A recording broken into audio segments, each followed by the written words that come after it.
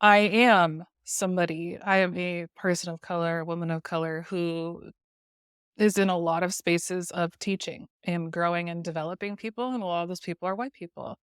And it's interesting because it also comes with this experience of, well, I don't always want to do that. I don't for lots of different reasons. So I try to pick and choose when I do go into spaces, knowing that everybody's there to learn something, hopefully. And if someone's coming to me, I have already positioned myself as someone who's there to help people learn. So, be it in a classroom like we were, or an organization or anything like that, I frequently have to weigh, do I want to do this today or not? And I am a person. There's part of my privilege and power in this space that is here to teach. So I have to do that a lot. Now, I remember that day and I was completely fine, but it is a thing. Like, how much of this is mine to teach a person? So when you come up to me as a white student and you're like, help me, I don't know all the things. Like, what do I do? Like, my first frame is, do you want to do this today? Do Yeah. you want to do it? Do you have the capacity to do it? What can you tell this person so that you're not giving all the answers, but you're walking them through to sort out whatever it is they're experiencing, which is a lot of work on my part.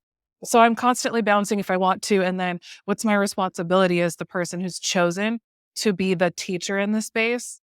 So that's something that was real when we were meeting. And I was completely fine to be there with you. And your response too made it wasn't like I was just pulling it out of you. I have found that sometimes people from that space that you were talking about, I don't know anything, and this person does, wants to go to the person that does and tell me everything I need to know so that I can do it right over there. It wasn't like that. So I think that's, to me, a really good indicator of someone wanting to grow, going for help, asking for all the answers to do different versus going for help, knowing that you'll be taken through your own, you figure it out what's happening here. So you decide what to do is a very different process. And I remember we got to do that. And I appreciated that about you. You did that a lot. So just wanted to acknowledge that. Thank you. And it had me thinking too, it's really important to say it is not folks of color's responsibility to teach white people how to walk through this process. And because when I hear you saying that, it's true. I couldn't go to people and say, help me with this thing that is like my responsibility to confront. And yes, asking questions, but yeah, not putting it on you of you need to give me the answers to fix, right? Or finish or do it right. I think that all of that is built into the experience of privilege, wanting to own it, wanting to fix it, wanting to and it's not fair to put that on somebody else. But that's a Yeah. hard space because it's also like really lonely. I think I shared with you, I'd asked somebody for help and they were like, or I had this idea in my head that the response they gave me was like, read White Fragility, right? I was like, Yeah. okay, like I can read this book and I can learn these things. And maybe at the time they gave me more, but I wasn't receptive. I can't remember. Or I like looked it up and all I found was this book. But I just remember feeling like this is all I have. And it's not true. There's a lot of resources out there of where folks can go and talk and using those resources. And I think also what you said to me too, or what you're saying right now has me thinking I could have also asked, right?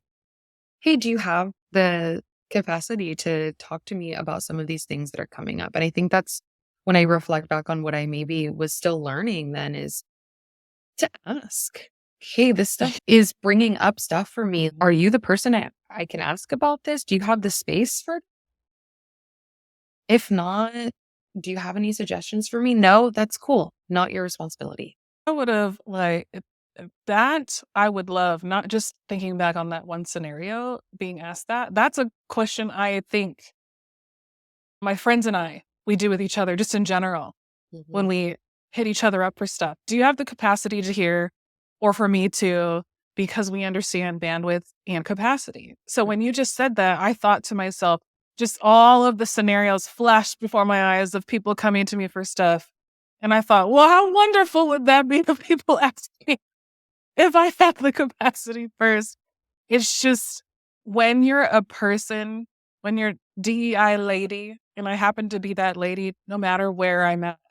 So when you're that person, people are just drawn. Let me go to this person to get the answers that I've been seeking. I don't have all the answers, but that's just how it feels. So I just had a whole visceral response when you said, "What if I asked?" I thought, wow, that'd be amazing. That'd be so great. Or